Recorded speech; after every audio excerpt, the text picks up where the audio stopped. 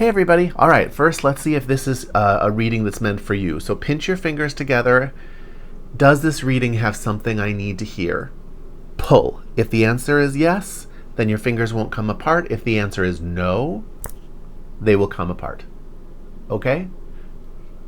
So today we're asking, what is blocking us spiritually today?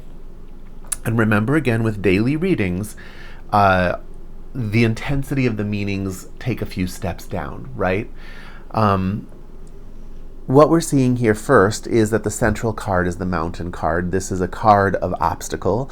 So it shows me basically that the spread has picked up on what we're trying to ask it for. And what you see is people. You see a man here, a woman here. You see the Garden card here, which is a large group of people. And you see a bunch of interactions with those cards that are all things that we've come to think are very good, right? You've got this bouquet, which is just all good intention and giving.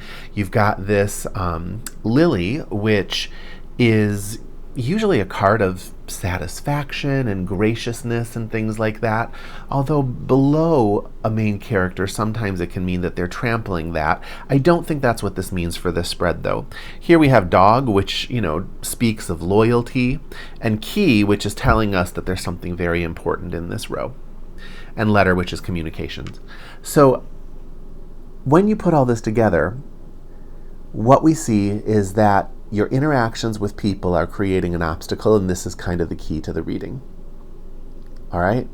So you're communicating, you're giving, you're loyal, you're doing all these wonderful things. And sometimes there's a big difference between actually opening up spiritually versus living out a spiritualized story. Okay? The I'm so good, I'm so kind, I'm so wonderful. I mean, it's a natural thing that we take on because we are trying to improve ourselves, and we do have to give of ourselves in order to get the ego to start loosening. But that can eventually leave the realm of just pure opening and become more of a storyline for us. And that can create an obstacle. So I'm guessing that is what this is talking about. So, what do we do about it? Let's see. Ingwas, Dagas, and Isa. Okay, so without losing our sense of unity, okay, without losing that sense of dynamic giving, we need to actually realize that we're blocked. We have to realize that the way we're relating to people is putting a block on us. And for a period of time, we have to slow down communications. All right?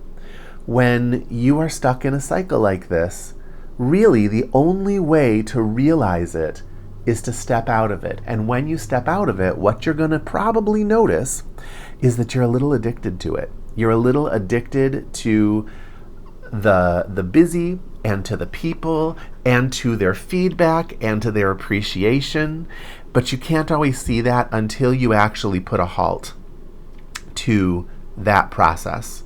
So what this is saying is, for a period of time, be a little less communicative. All right? It's time to kind of pull back and go into yourself a little bit and just see what comes up, and just let that kind of get cleared out with your meditation. Okay? It's beautiful what you are. It's a beautiful story. But a story is not realization. A story is not a spiritual step forward. A story is just the flips, a good story is just the other side of a coin of a bad story.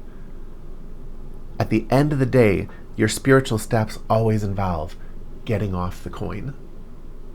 Okay? And so this is what it's telling you. Interesting. This must be attracting an interesting crowd, right? A bunch of really generous people who are ready for that step even beyond generosity.